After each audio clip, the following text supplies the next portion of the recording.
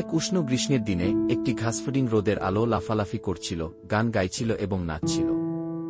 রোদ উপভোগ করার সময় সে দেখতে পেল একটি পিঁপড়া গমের একটি ভারী দানা তার নিডে ফিরিয়ে নিয়ে যাচ্ছে। তুমি এত পরিশ্রম করছো কেন? ফড়িং জিজ্ঞেস করল। আসো আমার সাথে দিনটি উপভোগ করো, চারপাশে প্রচুর খাবার আছে। পিঁপড়েটা বলল, আমি শীতের জন্য খাবার মজুত করছি, তোমারও তাই করা উচিত। ঠান্ডা আবহাওয়া এলে খাবারের জন্য কিছুই থাকবে না। ঘাসফড়িং হেসে উঠল। শীতকাল তো অনেক দূরে, পরে এটা নিয়ে চিন্তা করার যথেষ্ট সময় আছে। পিঁপড়ে মাথা নাড়ল এবং তার পথে চলতে লাগল।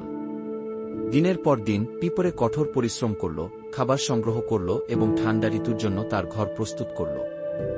এদিকে ঘাসফড়িং সারা গ্রীষ্ম খেলেছে এবং একটি জিনিসও জমা করেনি। শীতকাল চলে এলো, ফড়িং ঠান্ডা এবং ক্ষুধার্ত ছিল। খাওয়ার জন্য কিছুই ছিল না এবং আশ্রয়ও ছিল না।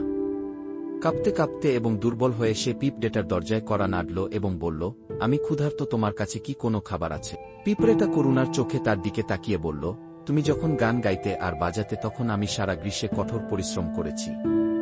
আমি নিজের এবং আমার পরিবারের জন্য যথেষ্ট সঞ্চয় করেছি, কিন্তু তোমাকে খাওয়াতে পারছি না। পরের বার হয়তো তুমি আগে থেকে পরিকল্পনা করতে শিখবে।